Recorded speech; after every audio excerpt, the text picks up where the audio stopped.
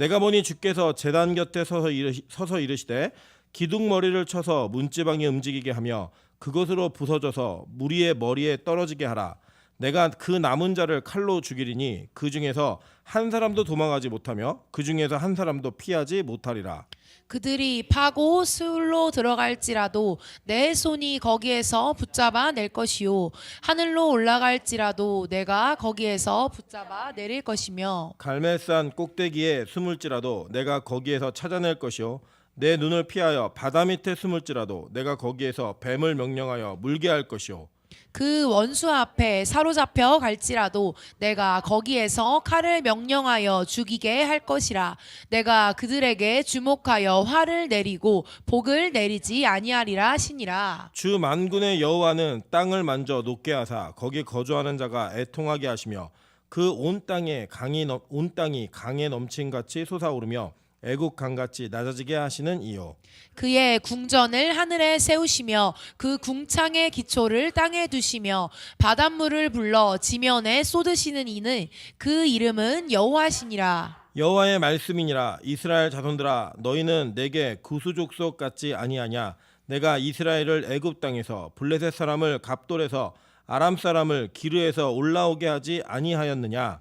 보라, 주 여호와의 눈이 범죄한 나라를 주목하노니 내가 그것을 지면에서 멸하리라. 그러나 야곱의 집은 온전히 멸하지는 아니하리라. 여호와의 말씀이니라. 보라 내가 명령하여 이스라엘 족속을 만국 중에서 체질하기를 채로 체질함 같게 하려니와 그 한 알갱이도 땅에 떨어지지 아니하리라.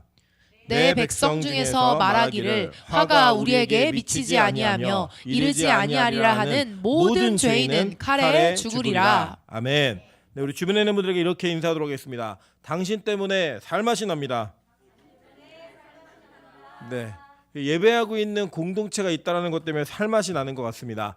빛가소금교회 예배가 매일 예배를 드리면서 우리가 가지고 있는 신앙의 열심과 우리의 한계를 뛰어넘어서 우리 능력으로 하는 게 아니거든요. 그걸 뛰어넘어서 주시는 은혜가 전 있다라고 생각합니다. 끊어지지 않는 예배 속에 하나님께서 이것을 주목하시기를 간절히 우리 소망하며 그런 마음으로 예배하시기를 주님으로 축원합니다. 네, 오늘은 아모스 9장 1절부터 10절까지의 말씀을 가지고 성전에서부터 시작한다라는 제목으로 하나님 말씀 증거하도록 하겠습니다. 이 본문에 있는 이 아모스 말씀은 우리가 전체적인 내용 속에 다음 주면 아마 아모스가 끝날 것 같아요. 끝나고 나면은 미리 좀 광고를 드리면 끝나고 나면은 저희가 저 죄송한데 이거 온풍기 좀 꺼주실 수 있을까요? 네네. 이게 끝나고 나면 저희가 이제 차근차근히 기독교 신앙의 기초에 대해서 같이 나누면서 우리 초신자나 기신자 모두가 기독교인이면 이것 정도의 교리는 정확히 알아야 된다라고 하는 이런 전체 내용들을 좀 성경의 관점으로 풀어가면서 함께 나누는 시간을 가질 겁니다. 그래서 이 아모스는 이제 오늘과 다음 주까지만 진행을 하면 그 다음 주부터는 그런 우리 가지고 있는 예배 컨셉, 그래서 좀 이렇게 기독교를 알고 싶다, 복음에 대한 내용과 교리들을 좀 알고 싶다라고 하는 그런 컨셉을 가지고 예배가 진행될 것으로 제가 기도하고 있습니다. 그것을 기억하시면서 이 아모스 다시 한번 정리하면 이 아모스는 이 무거운 짐을 진 자라고 하는 이름의 뜻을 가진 선지자입니다. 남유다 출신으로서 원래는 뽕나무를 재배하는 목동이었어요. 그러니까 이게 뭐냐면 뽕나무와 목동 이게 투잡이 아니라 뽕나무를 재배하는 자들은 목자들입니다. 이 목자들과 뽕나무를 재배하는 자들은 나누어진 직업군이 아니라 어느 한 직업을 택하면 당연히 계절에 따라 그것을 할 수밖에 없는 그런 직업이었습니다. 그래서 이 목동을 하나님께서 부르셔서 그 목자 가운데에서 북이스라엘로 가서 하나님의 말씀을 증거하게 하셨습니다. 즉 이 아모스는 제도권 밖에 있었던 선지자로서 하나님의 특별한 부르심 속에서 그가 하나님의 말씀을 북이스라엘에게 전했다라는 거예요. 근데 이 당시 북이스라엘 자체가 어떤 나라였냐면 남유다와 북이스라엘 다 합쳐가지고 다윗 왕국에 준하는 그런 영토의 확장이 있었고 경제적으로나 군사적으로나 상당히 부흥하면서 잘 먹고 잘 살던 시대였습니다. 그리고 이 시대에 살아가는 백성들은 하나님을 의지하기보다는 자신들이 가지고 있는 부와 재물을 누리면서 자신들의 경제적 환경적 여건들을 자랑하면서 살 수 있는 그런 환경들 속에서 하나님의 말씀이 제대로 들려지지 않는 민족적인 그런 죄악의 소굴과 시스템을 가지고 있었던 나라였다라는 겁니다. 그 내용들을 아모스 선지자는 하나님께서 아모스 선지자의 입술을 통해 아모스 선지자가 예언하는 내용들을 자세히 살펴보시면 아모스 선지자는 그 당시에 사회 체계가 가지고 있었던 부조리한 시스템들, 특별히 가난한 자와 부한 자들의 빈부차에 의해서 행해지는 착취들과 올바르지 않은 어떤 상업적인 제도들, 그리고 속이는 저울, 이런 무게의 축까지도 정확하게 하나님께서는 지적하시면서 이 시대의 악함이 어떤 것인지를 정확하게 말씀하셨습니다. 그래서 기독교는 사회적 책임이 없이 그냥 종교성만을 이야기하는 그런 종교가 아니라 이 사회 속에 책임감을 가지고 어떠한 책임을 갖고 살아야 할 것인가, 그리고 그 책임감 속에서 잘못되어진 시스템을 바라보면서 목소리를 내야만 하는 그런 종교라고 하는 것을 잊지 않으셔야 됩니다. 우리는 교회가 어떤 정파나 어떤 당이나 정치적 입장에 이끌려서 한쪽이 한쪽을 공격하는 형태의 시스템으로 교회의 전체적인 분위기가 가서는 절대로 안 됩니다. 이것을 통해서 한국교회가 많이 무너졌고 많이 깨어졌고 분열되어 있는 것을 여러분 눈으로 보고 또 실제로 경험하면서 아실 겁니다. 빛과소금교회는 다행히 다 한쪽 지역의 특색을 가지고 있는 분들이 대부분 모이셨기 때문에 그런 분쟁이 없지만 실제로 많은 교회들이 현장 속에서 그러한 어려움들을 겪고 있다라고 하는 것입니다. 근데 기독교는요, 이것 갖고 말하지 말아라라고 입만 닫는 그런 내용은 아니라는 겁니다. 그럼 뭘 얘기해야 되느냐? 정권에 상관없이 하나님의 법이 아닌, 성경의 윤리가 아닌, 성경이 말하고 있는 메시지가 아닌 그런 정책과 방향성을 가지고 있는 정권에는 말을 해야 합니다. 그리고 그것이 하나님 뜻이 아니라면 우리 교회가 망하더라도 싸울 수 있는 힘이 있어야 합니다. 그게 선지자들이 했던 일이고, 선지자들과 하나님의 사역자들이 시대 속에서 악을 보면서 무슨 일을 했는가를 정확하게 보여줬다는 거예요. 여러분, 그렇기 때문에 우리는 예를 들어 난 기도하느냐고 신문 몰라 이렇게 하시면 안 돼요. 뉴스도 보셔야 되고요. 이 사회가 어떻게 돌아가고 있는지, 경제 시스템이 어떤 구조를 가지고 있는지, 가난한 자들과 부한 자들에게 어떤 점이 유리하고 보완되어야 될지, 이런 것들을 알면서 기도할 수 있는 해안이 있으셔야 되는 겁니다. 그래서 이제 우리 교단에서는 별로 좋아하진 않지만 칼 바르트가 얘기했던 건 뭐냐면, 한쪽에는 성경을, 한 손에는 신문을 이렇게 얘기했다는 거예요. 그분의 신학을 다 따를 수는 없지만 그 말한 의도는 우리가 충분히 이해할 수 있어야 된다고 하는 것입니다.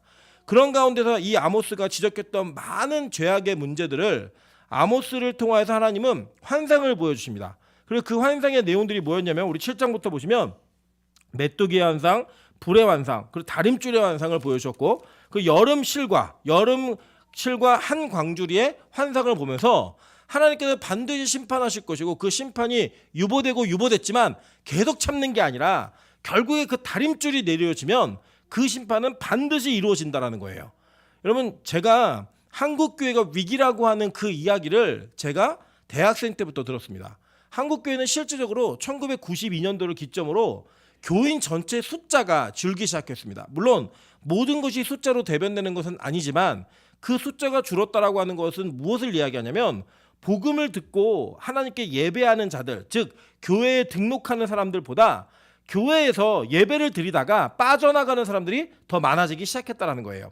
그 95년도를 기점으로 해서 한국교회는 계속 위기다 하는 이야기를 계속했습니다. 그리고 지금도 여전히 그 이야기를 할 수밖에 없는 실제적 환경 속에 있었습니다.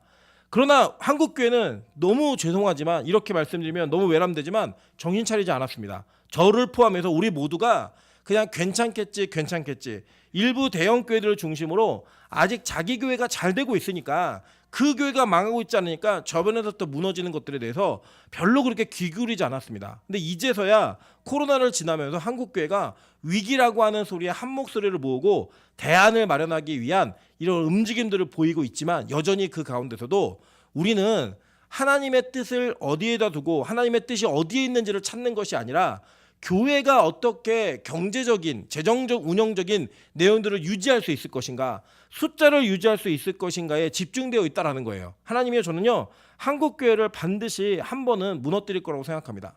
이유는 뭐냐? 정신 차리라고. 이 교회의 새로움을 위해서 반드시 일을 행하실 거라고 믿습니다. 그러니까 결국에는요, 이 아모스에서 나와 있는 이 이야기처럼 한국 교회도 마찬가지고 시대를 통틀어서 어떤 교회도 하나님께서 말씀하실 때 잘 돌아오지 않더라는 거예요. 그래서 결국에는 오늘 여러분이 읽으신 본문은 하나님께서 범죄한 나라를 어떻게 멸망시키는가, 그것을 이 아모스의 눈으로 보게 하시는 겁니다. 그런데 1절을 보면 이 출발이 심상치가 않습니다. 내가 보니 주께서 제단 곁에 서서 이르시되 기둥머리를 쳐서 문지방이 움직이게 하며 그것으로 부서져서 무리의 머리에 떨어지게 하라. 내가 그 남은 자를 칼로 죽이리니 그 중에서 한 사람도 도망하지 못하며 그 중에서 한 사람도 피하지 못하리라 라고 얘기했어요. 여기 1절에 보면 첫 번째 부분에 내가 보니 주께서 어디에 서 계셨어요? 제단 곁에 서서 이르시되 라고 얘기합니다. 그러니까 이 당시에는 이 북이스라엘은 베델과 단이라고 하는 지역에 그들이 스스로 성전을 만들고 레위 지파가 아닌 제사장들을 세워서 독립적 예배를 드렸습니다. 반면에 예루살렘에는 이 다윗이 계획하고 솔로몬이 세운 솔로몬 성전이 실제로 있었기 때문에 이 그 여러 가지 논쟁들이 있었지만 여전히 하나님의 백성들은 북이스라엘과 남유다를 뭐 막론하고 다 예루살렘 성전으로 모이는 것을 진짜 리얼한 예배를 드린다라고 생각했던 의식이 있었습니다. 물론 이 왕래 자체가 자유롭진 않았지만 그 자유롭지 않은 과정 속에서도 그들은 예배하는 것을 제단 중심으로 예배를 했고 그 제단 자체가 하나님께서 우리의 죄를 용서하신다라고 하는 그 개념을 그들 알았기 때문에 레위기를 근거로 하여 알았기 때문에 그들의 예배 행위는 시대를 막론하고 끊어지지는 않았습니다. 왜냐? 다 아는 거예요. 양심으로. 내가 죄를 짓고 있구나. 내가 죄된 삶을 살고 있구나. 그런데 그 제단 곁에 서서 하나님이 하신 말씀 자체가 충격인 거예요. 내용이 뭐냐면 기둥머리를 쳐서 문지방이 움직이게 하고 그 모든 것이 무너짐으로 말미암아 그들의 머리 위에 제단에서 예배하고 있는 자들 머리 위에 떨어지게 하라는 거예요. 그래서 그들을 멸망시키겠다는 겁니다. 그래서 그거 피한 자들, 운 좋게 피한 자들이 있으면 내가 그놈들이 어디에 숨어도 칼로다가 다 죽여버리겠다는 거예요. 그 내용이 오늘 여러분이 읽으신 내용이 전체의 내용입니다. 이게 얼마나 무시무시한 심판이죠. 하나님께서 전체적으로 이 땅 가운데에서 하나님의 심판을 분명히 행하시는데 그 행하시는 장면을 비유로 보여주신 게 아니라 실제로 보여주신 거예요. 근데 이게 어디서부터 시작했냐면요. 성전에서부터 시작했다는 거예요. 성전이 어떤 장소죠? 성전은요. 여러분 잘 아시는 바처럼 우리의 죄의 문제가 해결되어지는 장소입니다. 그래서 죄를 지은 자들이 반드시 이 성전이라고 하는 장소를 통해서만 그리고 그 예배 행위를 통해서만 자신의 죄악의 문제가 용서받을 수 있었고 그 용서받는 그 죄의 해방으로부터의 감격이 흘러넘치는 은혜의 장소였습니다. 그러니까 여러분 원래 성전은 율법의 장소가 아니라 은혜의 장소였던 거예요. 그 은혜의 장소에서 하나님께서는 심판을 시작하시는 거예요. 이게 무슨 의미냐면요. 성전의 예배가 그들의 죄악의 문제를 해결하지 못했다라는 거예요. 자, 그건 뭘 의미하냐? 전체를 놓고 좀 이런 내용입니다. 이 나라의 백성들은 예배를 멈춘 적이 없어요. 예배를 계속했다니까요. 예배 시간이나 예배 절기를 지키는 행위를 소홀히 하지 않았습니다. 왜요? 그건 말씀에 고정되어 있는 내용이니까. 그런데 그들이 소홀히 한 행위가 무엇이냐면 예배와 자신의 삶을 분리시켜 살았다는 겁니다.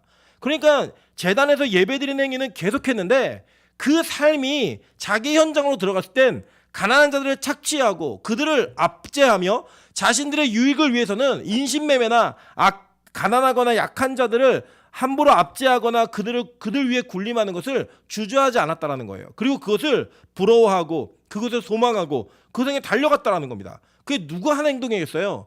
그 시대의 부한자들, 그 시대의 특권층들이 한 행위가 바로 그런 행위였다라는 거예요. 그래서 그들의 그 행위 속에서 수없이 많이 드려지는 제단에서의 예배를 하나님 받지 않으신 거예요. 계속 여러분 제단은요.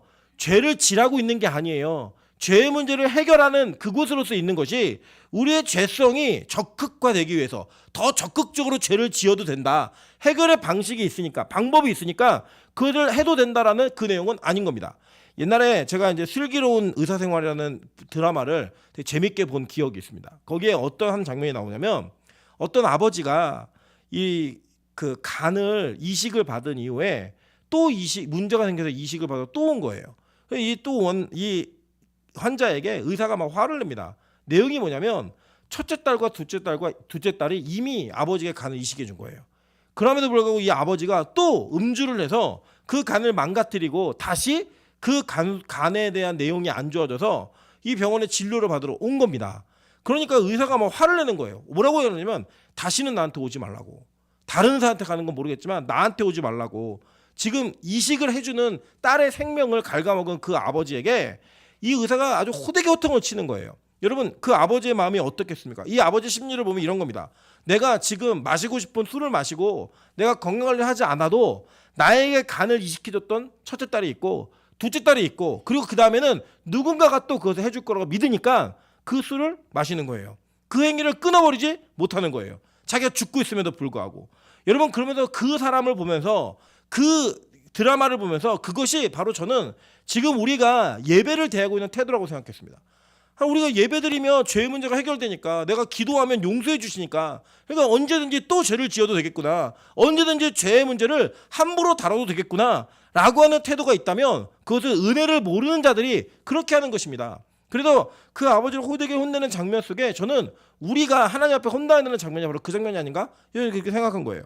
여러분 보면요. 우리가 제단에 와서 예배를 드리고 있는 이 장소에서 수없이 많이 손을 들고 찬양하고 회개 기도를 하고 여러 번 기도를 하고 있지만 그 기도하는 그 행위 속에 죄에 대한 적극성을 더 키우고 있는 우리의 모습이 있다면 하나님 지금도 말씀하실 거예요. 한국 교회부터 무너뜨리라는 거예요. 예배드리는 자들부터 망하게 하라는 거예요.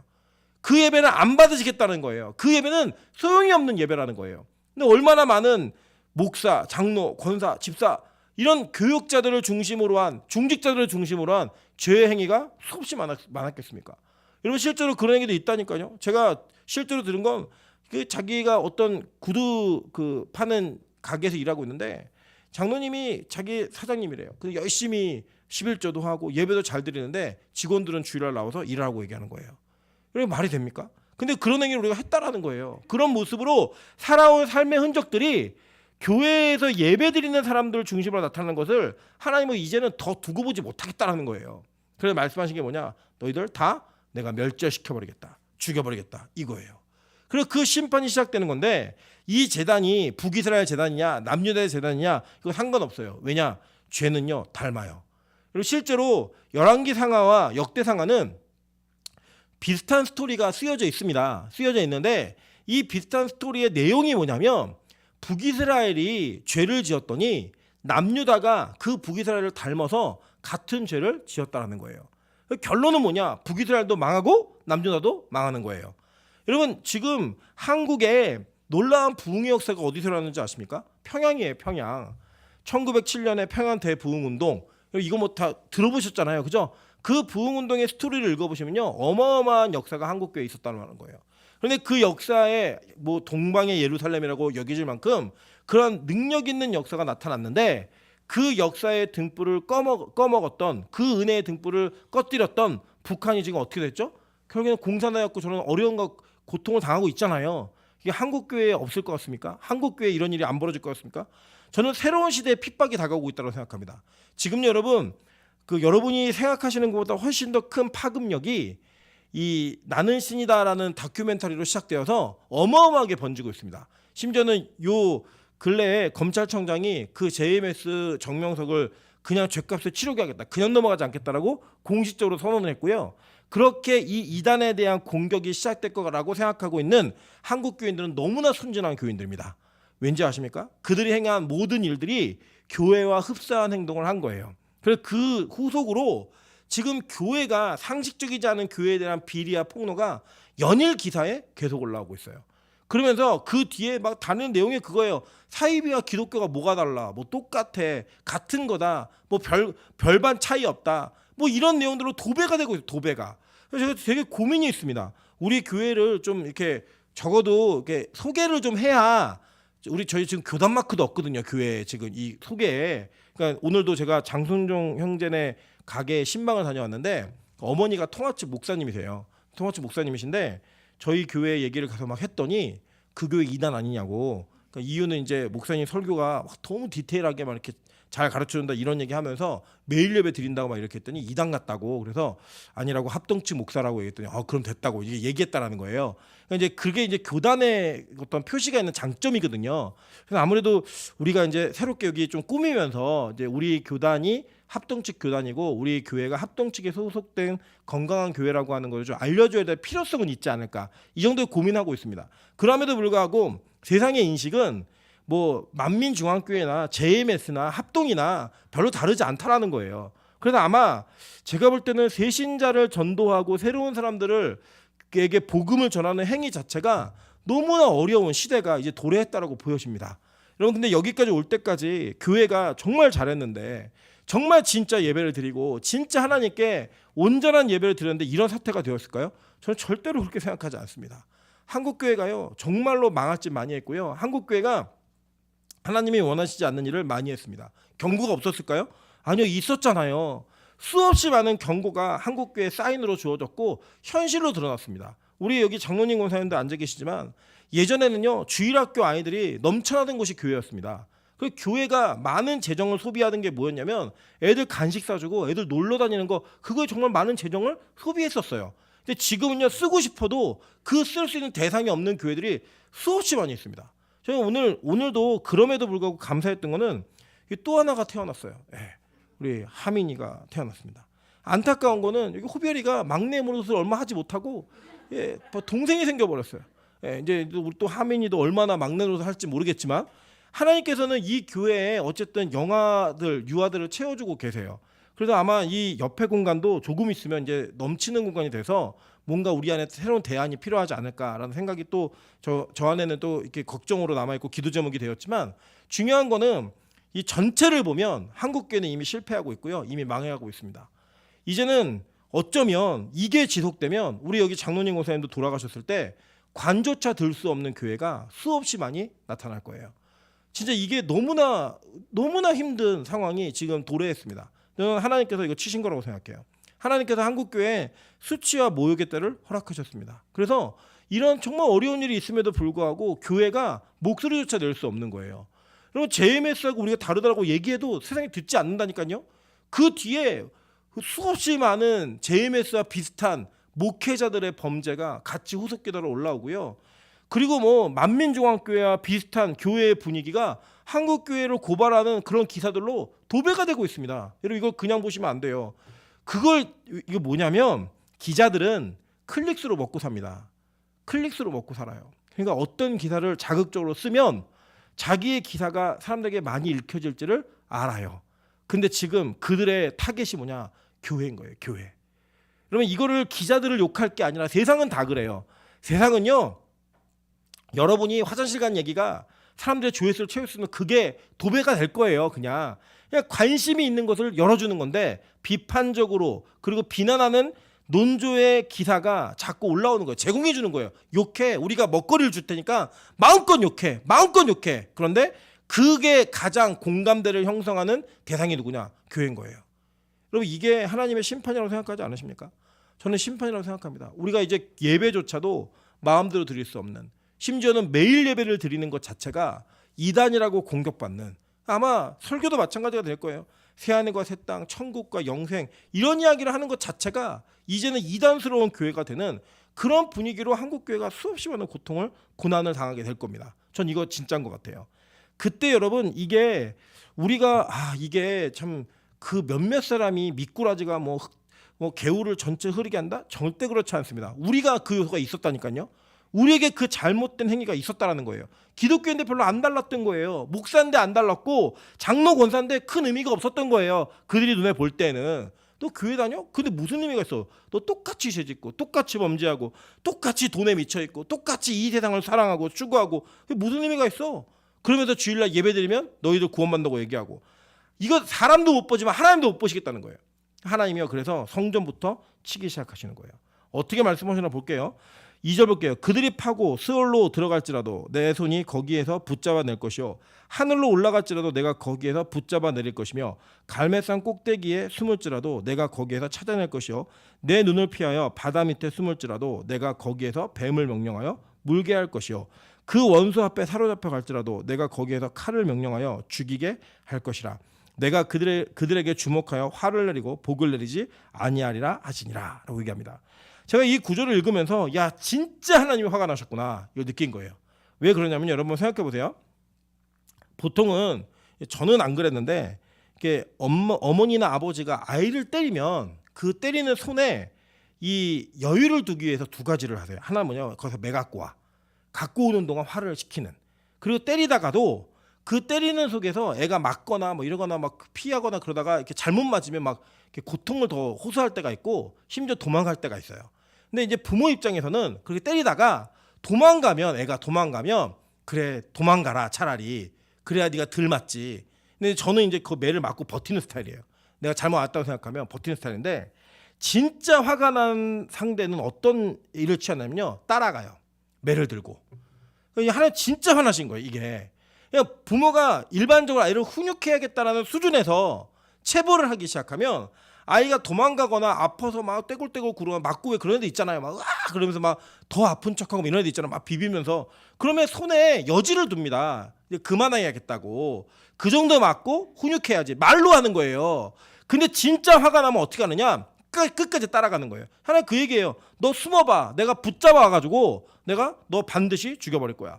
너 뭐 스올로 들어가고 하늘로 올라가고 갈매산 꼭대기에 바다 밑에 숨을지라도 내가 반드시 붙잡아 내가지고 내가 너 가만히 두지 않을 거야. 혹시 원수돈에 끌려가서 내 손을 벗어났어? 그럼 그 칼로 내가 죽게 할 거야. 이 얘기 하시는 거예요. 이 정도로 화가 나신 거예요. 아모스의 외침이 저는 이렇게 생각하거든요. 사실 저는 저희 어머니 설교를 들을 때마다 야 설교는 내가 더 잘하는데 이런 생각 항상 있어요. 진짜로 진심이에요. 예, 여러분이 비웃으셔도. 근데 이상하게 원장님 설교를 들은 사람들은 변해요 삶이. 그리고 그 예배 가운데 그들이 더 하나님의 예배를 사모하는 자로 바뀌어지더라는 거예요. 제가 왜 그런가 저희 어머니 설교를 되게 많이 분석을 했습니다. 그 분석한 내용의 결론이 뭐냐면 이거예요. 저희 어머니는 하나님의 마음을 설교하는 설교자예요. 그러니까 저는 성경을 설교하는 설교자인데 저희 어머니는 성경 속에 담겨진 하나님의 마음을 설교하는 설교자예요. 그러니까 하나님이 화를 내시면 같이 화를 내시고 하나님이 우시면 같이 울고 웃으시면 같이 웃고 기뻐하면 같이 기뻐하는 그 마음을 전달하니까 마음에서 마음이 전달됐을 때 이유 없이 눈물이 터지고 이유 없이 무릎이 꿇리고 이유 없이 그 예배가 좋아지게 되더라는 거예요. 저는 그걸 바라보면서 이 안에서 아모스가 이 얘기를 예언하고 설교할 때 얼마나 분노하는 마음과 아픈 마음이 있었겠는가. 그 하나님의 분노가 같이 느껴지는 거죠. 저는 이걸 읽으면서도 아무 느낌 없는 저 그리고 아무 느낌 없는 여러분에게 하나님이 과연 일할 수 있을까? 하나님이 이 마음을 알아주는 설교자가 어디 있을까? 찾으실 것 같아요. 이 마음을 알아주는 성도가 어디 있을까? 찾으실 것 같은 거예요. 하나님이 얼마나 화가 나셨으면 내가 너희들 용서 안 하는데 성전부터 이 성전 자체를 하나님 너무 귀히 여기신 거잖아요. 내 새끼들이 잘못하고 내 자식들이 죄를 범하면 반드시 이곳을 통해 용서하시겠다. 이게 바로 성전이었잖아요. 성막 성전. 그러한 하나님의 은혜의 장소를 스스로 무너뜨려서 거기서 예배하는 사람들을 죽일 만큼의 그 분노가 여기 막 드러나는 거예요. 말씀 속에서 예언 속에서. 내가 어딜 가든지 끝까지 쫓아가서 내가 반드시 잡아가지고 너네 가만히 두지 않겠다. 이게 그 내용인 거예요. 그러면서 그 하나님이 어떤 분이신가를 5절부터 설명합니다. 주 만군의 여호와는 땅을 만져 녹게 하사 거기 거주하는 자가 애통하게 하시며 그 온 땅이 강에 넘친 같이 솟아오르며 애국 강같이 낮아지게 하시는 이요라고 얘기합니다. 그러니까 뭐 이게 다 이제 실질적으로 우리가 이게 환경적으로 1대1로 대비하면 뭐 화산 폭발이라든지 뭐 지진이라든지 이런 것들을 통해서 하나님께서 그 모든 것들을 조절할 수 있는 분이라는 거예요. 그런 만군의 하나님이 너를 멸하시겠다 하고 작정하신 거예요. 우리 그럴 수 있잖아요. 예를 들어서 뭐 지나가는 저기 초등학생이랑 부딪혀갖고 아줌마 내가 가만히 안 내버릴 거예요 이렇게 얘기하면 우리 겁나 안 나요. 안 나잖아요. 근데 여러분 지나가다 또 부딪혔는데 막 문신이 있는 폭력배들이 너 가만히 안 내버릴 거야 이러면 얼마나 겁나세요. 그죠? 그 동네를 가지를 못하잖아요. 제 이 얘기도 이건 제가 잘못한 건 아니니까. 제가 예전에 친구들과 함께 그 어느 지역에 놀러 갔다가 시장에서 저희는 4명이었는데 2명이 저희 보고 돈을 내놓으라는 거예요. 용감한 놈들이죠. 저희 4명이고 거기 2명인데 저희가 이제 남자애들 4명, 저희 남자애들 2명이니까 뭐 키도 조그매요. 그래갖고 저희가 혼내줬습니다. 좀 혼내줬는데 거기 길을 갔는데 갑자기 뒤에서 저놈들이에요. 그런데 욕을 했죠. 저 원래 저 새끼들이에요. 그래서 뒤를 봤더니 이 강목과 쇠파이프와 막 몽둥이를 든 30명이 몇 년도 잘 몰라요. 그러니까 뒤를 보자마자 저희 넷은 친구 이런 거 없어요. 그냥 각자 도망가기 시작했습니다. 제가 무려 한 10km 정도 되는 거리를 쉬지 않고 뛰었어요. 살고 싶어서. 지금도 그 동네 못 갑니다. 지금도 저는 그 동네 근처에도 가지 않습니다. 또 이야기를 또 변화받으신 분이 듣고 우리 교회 오시면 안 되는데 그 중에 있던 분이 정말 무서웠거든요. 여러분 상대가 어떤 사람인가 이거는요. 그 사람이 하는 말의 무게가 다른 거예요. 근데 지금 이렇게 너희들을 멸절시키겠다고 얘기하신 분이 어떤 분이냐. 땅을 마음대로 주무르고 땅을 마음대로 조절할 수 있는 만군 하나님이라는 거예요. 여러분 이게 얼마나 무서운 사건이냐면 우리를 혼내주겠다고 우리를 반드시 매로 치시겠다고 하는 분이 그분인 거예요. 그럼 어떤 생각이 들어야 되면요. 정신이 버떡 들어야죠. 정상적이라면 지금 한국교회가 이렇게 무너지고 있는 모습이 하나님이 직접 하시는 일이라고 우리가 느껴진다면 지금 우리 납작 엎드려야 됩니다. 진짜 하나님 앞에 철저하게 회개하는 모습으로 나아가야 되는 거예요. 6절 보세요. 그의 궁전은 하늘에 세우시며 그 궁창의 기초를 땅에 두시며 바닷물을 불러 지면에 쏟으시는 이니 그 이름은 여호와시니라 라고 얘기합니다. 하나님 말씀하시는 거예요. 여호와의 말씀이니라. 이스라엘 자손들아 너희는 내게 구수족 같지 아니하냐. 내가 이스라엘을 애굽 땅에서 블레셋 사람을 갑돌에서 아람 사람을 기르에서 올라오게 하지 아니하였느냐. 보라 주 여호와의 눈이 범죄한 나라를 주목하노니 내가 그것을 지면에서 멸하리라. 이렇게 얘기해요.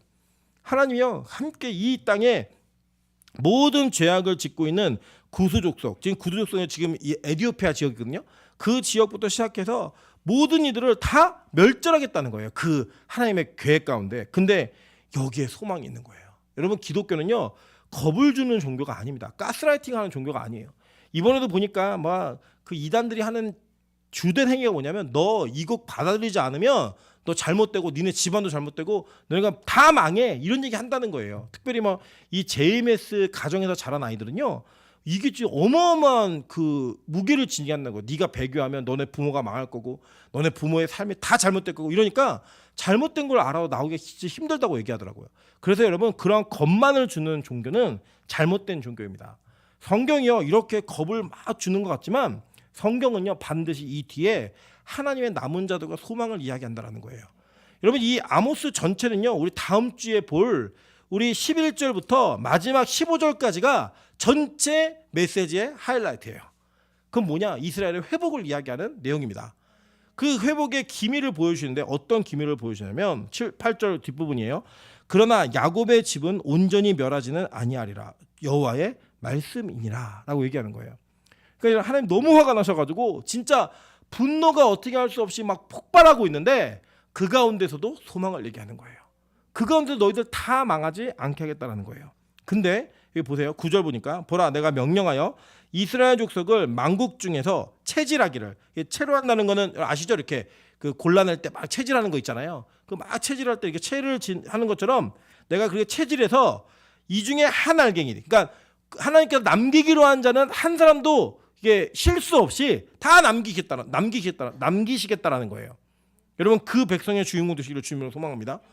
이게 들리면 되는 거예요. 들리면 하나님 내가 이 시대에 남은 자가 될 수 있게 도와주십시오.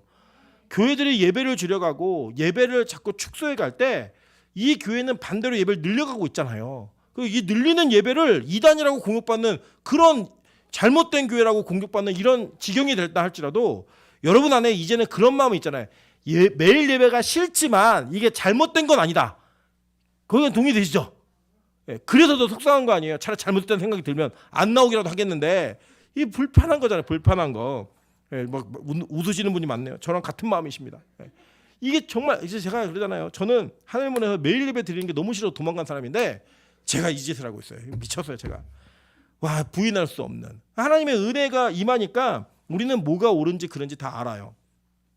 그래서 그 남는 자들을 세우시겠다라고 얘기하면서 하나도 떨어지지 않겠다라고 얘기하셨는데 저는 진짜 우리 빛과 소금교회가 그런 교회 됐으면 좋겠습니다. 하나님께서 예배하는 자를 찾으실 때 그래 적어도 빛과 소금교회 정도처럼 예배해야지 라고 하는 커트라인에 좀 걸릴 수 있는 우리가 제일이라고 하면 너무 교만하니까 저는 그냥 커트라인이라도 걸릴 수 있는 그래 니들이 그렇게 애쓰고 부르짖고 몸부림치던 제가 오늘도 누구랑 대화하면서 그렇게 얘기했어요. 제가 목회 초심을 아직까지는 잃어버리진 않은 것 같아요. 아직까지는.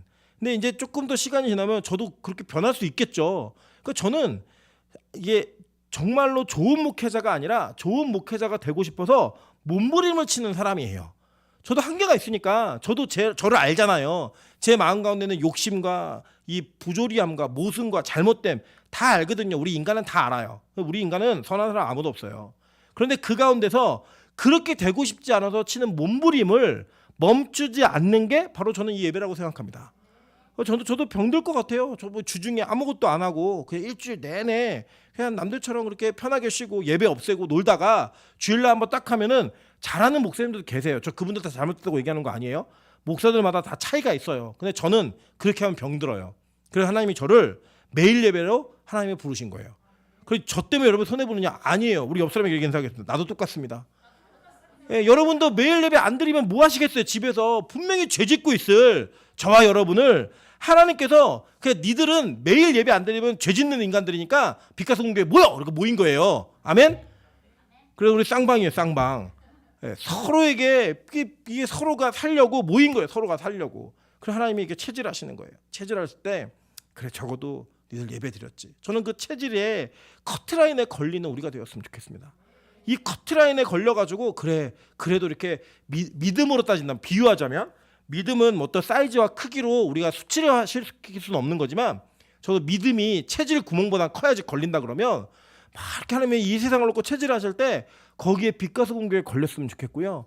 빛가수 공교에 있는 성도들이 그 체질의 그 체 크기에 구멍의 크기에 딱 맞는 성도가 돼서 안 빠지는 너 좀만 1mm만 적어도 빠졌다 막 이런데 안 빠지게 걸리는 그런 성도라도 되었으면 좋겠어요.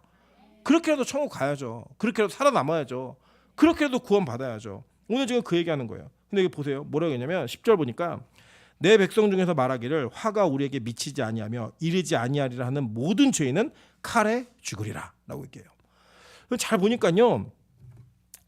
우리가 바리새인들이 자기들이 바리새인으로서 하나님을 거절하는 사람이라고 전 단 한 번도 생각하지 않았던 것 같아요. 제가 요새 이제 마태복음을 설교하기 위해서 다른 복음서도 좀 같이 좀 이렇게 보고 읽고 있는데 그들이 자신들이 하는 모든 행동 속에서 자신들은 하나님을 거절하거나 하나님을 모른다라고 생각한 적이 한 번도 없어요. 너무 잘한다고 생각했어요. 오히려 그들이 생각할 때 저 세리하고 창기들은 하나님 몰라라고 얘기했던 그 자들은 예수가 누군지 정확히 봤거든요. 근데 자기들이 하나님을 너무 잘 알고 있고 율법을 너무 잘 알고 있고 하나님이 오시면 메시아가 오시면 우리가 제일 먼저 알아볼 거야 라고 했던 그룹은요. 하나님 몰라봤어요. 저는 이 시대 속에서 어떤 목사님 저한테 이렇게 얘기하더라고요. 자기는 자기의 메시지 설교는 다 복음이 강조가 있대요. 그 복음으로 회복, 복음으로 사랑 이게 강조가 있다고 얘기하는 거예요. 그래서 제가 그랬어요. 저 동의합니다. 그러나 죄에 대한 철저한 폭로 없이는 복음이 그들에게 필요하지 않습니다. 그 이야기하니까 그 목사님 나중에 저한테 이렇게 얘기하시더라고요. 그 카톡으로 문자를 보내시면서 자기가 그 얘기에 좀 충격을 받았대요. 자기가 이전에는 그냥 복음, 사랑 이런 것만 얘기한 게 맞는 줄 알았는데 죄가 폭로되지 않아서 내가 죄인이라는 사실을 온전히 깨닫지 못하면 예수가 필요하지 않습니다. 이 얘기가 자기한테 되게 확성기처럼 들렸대요. 저는 우리 빛가서 공교회가 죄에 대한 폭로와 죄에 대한 설교를 멈추지 않는 교회가 되기를 소망합니다. 이유가 뭔지 아세요? 다른 거 아니에요. 제가 잘하니까 여러분 지적한다? 그런 얘기 하지도 마세요. 저는 여러분보다 훨씬 못한 도덕적 윤리적 그 기준에 미달한 사람입니다. 그래서 제가 여러분의 그 말씀 드릴 수 있는 딱 하나예요. 여러분 우리가 그 사실을 알아야지만 그 사실을 인정해야지만 예수 그리스도만을 붙들 수 있기 때문입니다. 왜 제가 매번 설교마다 이렇게 예수를 강조하는지 아십니까? 다른 거 아니에요. 저는 그분이 없이는 살 수 없는 죄인이라는 거 사실을 전 명확히 알고 있어요. 제가 항상 마음 가운데 고민이 있었거든요. 우리 다윗이 있고 사울이 있었는데 사울과 다윗을 비교해 보면 진짜 다윗이 더 나쁜 놈이지 사울이 더 나쁜 놈 아니에요. 여러분 제가 예전에 한번 말씀드린 적 있잖아요. 사울이 담임 목사인 교회하고 다윗이 담임 목사인 교회가 있다면 어느 교회 가시겠어요? 사울 교회 가지고 우리 다윗 교회 안 가요. 막 부목사의 아내를 탐해서 막 난리가 나고 막 그 부목사를 매장시키고 죽이고 이런 게 막 드러난 그 목사의 교회 가서 예배를 드릴까요? 아니요, 우리는 사울 정도 되면 그 정도면 뭐 괜찮지 이렇게 하면서 예배드리지 않을까요? 그런데 여러분 하나님은요 사울이 아니라 다윗이 하나님 마음에 합한 자라고 이야기했어요. 그럼 그게 왜 그랬냐? 다른 게 아니라 다윗은 자기의 과거의 죄의 전력과 흔적이 자기 스스로 그 어떤 것도 의인이라고 얘기할 수 없는 자라는 걸 인정한 거예요. 그래서 다윗에겐 누가 필요했냐면 하나님만 필요했던 거예요. 그래서 그의 시편을 보면 하나님 외에 없다라는 고백, 하나님만이 나의 피난처고 산성이고 하나님만이 나의 소망이고 나의 반석이라는 그 고백이 자연스럽게 터져나올 수밖에 없는 거예요. 왜요? 자기를 기댈 만한 근거가 아무것도 없는 자들이니까. 오늘 이 시대 속에서 아모스가 지적하는 내용이 뭔지 아십니까? 너희들 스스로 괜찮다고 얘기하고 다 망해도 나는 망하지 않아 라는 생각을 가지고 있는 악인들은 다 칼에 망할 거라는 거예요. 다 칼에 망할 거라는 거예요. 여러분 우리가 혹시 그런 생각 갖고 계시다면 오늘 부수셔야 됩니다. 아, 나는 매일 예배 드리고 있으니까 괜찮은 성도야. 나는 매일 예배를 집례하고 있으니까 괜찮은 목사야. 우리 교회는 매일 예배를 드리고 있으니까 괜찮은 교회야. 아니요. 여러분, 우리는 그 정도로 예수가 필요한 자들이기 때문에 이 자리에 모여있는 죄인들이에요. 그렇게 예배하셔야 됩니다. 왜 나만 예배해야 되지? 여러분이 예배해야 돼요. 왜요? 여러분이 이 땅에서 제일 큰 죄인이라고 인정하는 거니까. 여러분, 병원도 마찬가지거든요. 병이 깊지 않은 사람은 일주일에 한 번 오세요. 한 달에 한 번 오세요. 3달 만에, 6개월에, 다 내년에 봅시다. 이렇게 얘기합니다. 근데요, 정말로 집중적 치료가 필요한 사람은 어떻게 하죠? 중환자실로 데려가요. 정말로 이 치료가 갈급한 사람은요, 입원시켜요. 정말로 이 치료가 계속돼야 되는 사람은 일주일에 2번, 3번 오라고 얘기합니다. 이유가 뭔지 아세요? 그 죄가 깊기 때문에. 그 상태가 인식이 되잖아요. 환자들은요, 자기가 아프면 입원을 하려고 노력하고요. 수술을 받으려고 노력하고요. 통원 치료를 성실하게 하려고 노력합니다. 근데 언제 안 하는 줄 아세요? 내가 몸이 괜찮으면. 우리 보통 그런 얘기 하잖아요. 병원 안 가는 사람들 보면 아직 덜 아파서 그래. 아직 괜찮으니까 저래. 이렇게 얘기를 해요. 근데 그게 맞아요. 진짜 아프면요, 병원 가게 돼 있어요. 진짜 아프면 정말로 위기라고 생각하면 병원에서 치료를 받으려고 노력을 합니다. 근데요, 내가 견딜만 하면 안 가고 버티는 거예요. 그래서 여러분, 정말 예수가 필요한 죄인이라고 인식이 되면요, 우리는 망하는 사람처럼 기도하게 되어 있고요, 망한 것이 결정된 사람처럼 하나님께 소망을 간구하며 매달리게 되어 있습니다. 그게 안 되면, 그게 안 되는 자들은 다른 거 다 제쳐놓고요, 이유는 딱 하나예요. 나는 아직 망할 만한 죄인이라고 생각하지 않는 거예요. 절박하게 기도하지 않는 사람들은 다른 이유 아니에요. 나는 아직 그렇게 절박하게 기도할 만한 그런 문제는 아니야. 이런 생각이 있는 거죠. 여러분, 진짜 절박해 보세요. 진짜 여러분이 죄인이라고 생각하시면 우리의 기도가 달라지고요, 예배가 달라집니다. 왜요? 유일한 소망이니까. 저는 우리 빛가수공교회가 그런 예배를 한 번을 드려도 그런 예배를 드렸으면 좋겠고, 매일의 예배가 그런 절박함이 있는 예배였으면 좋겠습니다. 하나님, 나 이 예배 아니면 죽습니다. 나 이 예배 아니면 안 됩니다. 나 이 예배 아니면 망합니다. 여러분, 우리 미나연 전사님이, 그래서 제가 볼 때 제 기준이에요. 객관적으로 우리 교회에서 예배를 제일 좋아하는 것 같아요. 예배를. 목사보다 더 좋아해요, 예배를. 이유는 딱 하나예요. 우리 민 전사님은 이 매일의 예배가 없으면 또 그 악한 영의 공격이 올까봐 그 두려운 거예요. 그 두려움을 이겨낸 기쁨이 사라지는 것을 원치 않는 거예요. 그러니까 간절한 거예요. 그러니까 더 부르짖는 거예요. 여러분, 저는, 그리고 여러분은 얼마나 절박하게 예배를 드리세요? 얼마나 간절함으로 예배를 드리세요? 만약에 그 마음의 그 근본 속에 내가 진짜 죄인이라는 의식이 없다면 우리는 이렇게 예배하지 않을 거고요, 예배도 대충 드릴 거예요. 근데 진짜 그 절박함이 있다면 우리 예배는 지금 같지 않을 거예요. 하나님, 이게 살 길입니다. 나 살려주셔야 됩니다. 저는 그렇게 예배하는 우리 교회 되었으면 좋겠습니다. 제가 여러분에게 오늘 설교 제목이 뭐죠? 성전에서 시작된다예요. 성전에서 시작된다. 오늘 반대로 이 하나님의 심판이 성전에서 시작되는 것을 하나님께서는 회복도 이 예배로부터 시작된다라고 하는 것을 이 시대에 일어난 한 가지 사건으로 여러분 소개하고자 합니다. 이 에즈버리라고 하는 미국의 작은 소도시가 있습니다. 이 소도시가 인구 전체가 6,000명이에요. 6,000명인데 에즈버리 대학이 아침에 2월 28일입니다.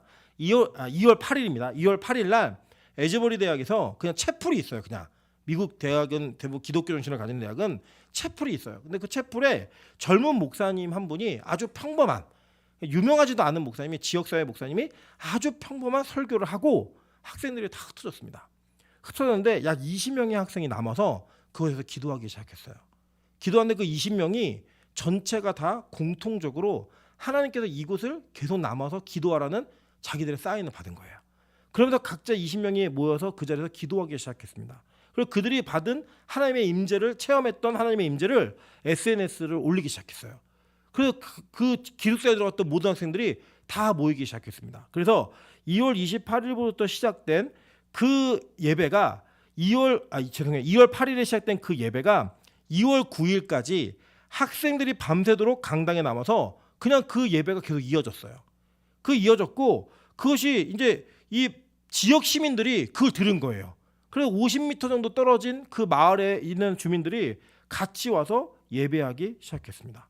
그리고 이 학생들이 수업도 받지 않고 하루 종일 2월 10일 날은 강당에 앉아서 계속 이 부흥의 기도를 하기 시작한 거예요. 여기는요, 찬양도 없었고요, 뭐 유명한 설교자가 오는 것도 아니었고 특별한 인도자도 없었어요. 그냥 예배하고 누구 하나 찬양 시작하면 같이 찬양하고 그냥 그 자리에 앉아서 기도하고 무릎 꿇고 얘기한 거예요. 이 부흥이 넷째 날로 이어지면서 현지 언론 보도가 계속되면서 여기에 폭발적으로 사람들이 모여들기 시작했습니다. 그래가지고 다섯째 날로 이어지고 그 다섯째 날 이어지는 그날 다섯째 되는 날 주변에 있는 모든 지역사회와 전국에서 사람들이 모이기 시작했습니다. 그래서 에즈버리 대학의 모든 건물이 사람으로 가득 차기 시작했어요. 그래서 그들이 예배당에 들어가서 강당에서 기도하기 위해서 예배로 들어가는 그곳에 줄을 서기 시작했습니다. 그 줄이 정말 뭐 길 때에는 그 줄 서서 6시간, 7시간을 기다려야 그 강당에 들어가서 기도하기 시작한 거예요. 근데 여러분 이 부흥의 놀라운 이 몇 가지 요소가 있는데 그 요소 중에 하나가 뭐냐면 이 부흥은 Z세대, 우리가 흔히 얘기하는 하나님을 너무 알기 힘들고 예배하기 너무 힘든 그 세대들로부터 시작됐고 나중에는 이제 만 26세 이하만 들어갈 수 있도록 이상은 들어가지 못하고 그 이하만 들어갈 수 있도록 그 강당의 인원을 제한했음에도 불구하고 그 예배에 대한 행렬이 멈추지 않더라는 거예요. 그래서 여러분 참 안타까운 건 뭐냐면 이렇게 부흥이 일어나니까 전국의 미국 전역에 있는 유명한 목회자들과 유명한 찬양 인도자들이 여기에 접근하기 시작한 거예요. 그런데 여러분 그걸 다 거절했습니다. 학교에서. 우리는 그렇게 하지 않겠다. 우리는 오직 하나님만이 영광 받으시고 하나님만이 시작하신 이 부흥을 절대 사람에게 집중하지 않게 하겠다라고 얘기한 거예요. 저의 은사님이시고 저의 논문 지도 교수님이신 유흥열 목사님께서 그곳을 방문하셨습니다. 방문해서 이 에즈버리의 대학의 부흥이 어떻게 일어난 것인가를 얘기하다가 그곳에 있는 중국계 말레이시아 신학교 교수님이신 홍 교수님을 만나게 됐어요. 중국 사람이세요. 중국 분이 말레이시아인이신데 이분이 원래 되게 보수적인 신학자이신데 이 말레이시아에서 12년 동안 이렇게 신학교 교수로 사시다가 하나님이 갑자기 여기에 머물라는 그 이야기를 듣고 그 2019년도에 하나님의 음성을 따라 여기 이사하신 거예요. 이 동네로. 근데 이게 이사가 참 이분이 보수적인 신학자라서 자기에게 들린 그 하나님의 음성을 계속 검증했다는 거예요. 아, 나는 이런 거 믿는 사람이 아닌데, 난 이런 걸 인정하는 사람이 아닌데. 근데 그게 그 교수님의 강력하게 임재하더니 2019년도부터 그 교수님에게 팻말을 달고 다니라는 거예요. 회개하라. 부흥을 위해 기도하라. 이 팻말을 앞뒤로 달고 그냥 길거리를 걸어 다니라고 얘기한 거예요. 그 실제 그 사진을 한번 보여주셨는데 그냥 이렇게 골판지에다가 부흥을 위해 기도하라고 앞뒤로 해서 목에 걸고 그리고 양쪽 팔에 들고 다닌 거예요. 여러분 이게 그냥 우리가 흔히 노방전도하는 분들이 그렇게 했다 그러면 의뢰에 있을 수 있는 일인데 그 교수님은 한 번도 그런 걸 해본 적도 없고 이런 거는 이제 저급하게 복음 전하는 거다라고 그렇게 말하던 보수적인 신학자에게 하나님이 사인을 주었고 그렇게 다니신 거예요. 3년을. 그래서 그 교수님의 별명이 사인맨이에요. 사인맨. 하나님의 사인을 들고 다닌다 그래서 사인맨으로 그냥 계속 그 동네를 그러고 다니신 거예요. 에즈버리라는 대학의 그 지역의 동네를. 그런데 이 부흥이 시작되니까요. 많은 언론사에서 이분을 찾기 시작했어요. 이분이요. 어떤 언론사하고도 인터뷰하지 않았습니다. 이유가 뭔지 아세요? 이거는 하나님이 하신 일이기 때문에 어떤 사람에게도 집중되어서 안 된다. 그러면서 이 예배당에서 시작된 부흥은 계속된 부흥의 불길로 이어져서 지금 미국의 여러 대학들이 함께 예배하고 생중계하면서 교회 부흥을 다시금 꿈꾸는 이게 저는 교회가 아니라 예배하는 자들이 모이는 Z세대 새로운 세대가 예배하는 그 예배로서 출발하고 있다는 거예요. 물론 이 에즈버리 부흥에 대해서 여러 가지 논란들이 있습니다. 이게 뭐 진짜인가 아닌가 저는 뭐 이런 걸 다 떠나서 저는 한 가지는 분명하다고 생각해요. 뭐냐? 사람을 통해서가 아닌 하나님께서 직접 일하시는 현장을 우리는 보고 있는 거예요. 그 역사를 보고 있는 거예요. 여러분 저는 우리 빛가서공교회가 그러한 교회가 되었으면 좋겠습니다. 무명의 목사와 무명의 성도들 보이지 않는 정말 여기다 교회가 있다라고 얘기해주지 않으면 찾을 수도 없는 이 교회의 예배 현장이 저는 하나님께서 한국교회를 다시 살리시는 부흥의 현장으로 출발되길 소망합니다.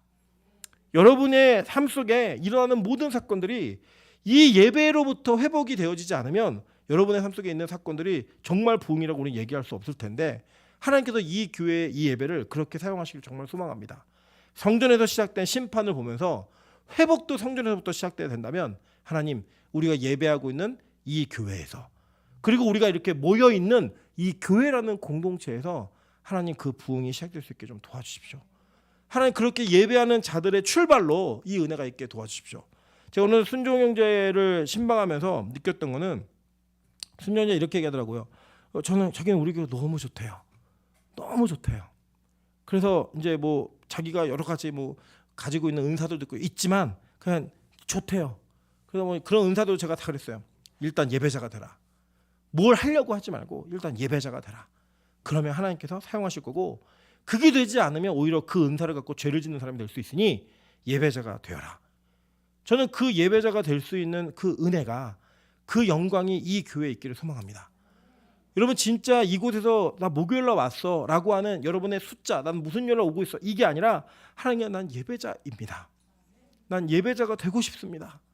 이런 마음으로 그냥 예배하시다가 하나님께서 직접 이루어 가시는 여러분 그 영광을 체험하셨으면 좋겠어요. 너무 감사한 거는 우리 교회 담임 목사가 너무 훌륭한 목사가 아니라는 겁니다. 우리 교회 찬양 인도자들이 너무 훌륭한 찬양 인도자가 아니라는 거예요.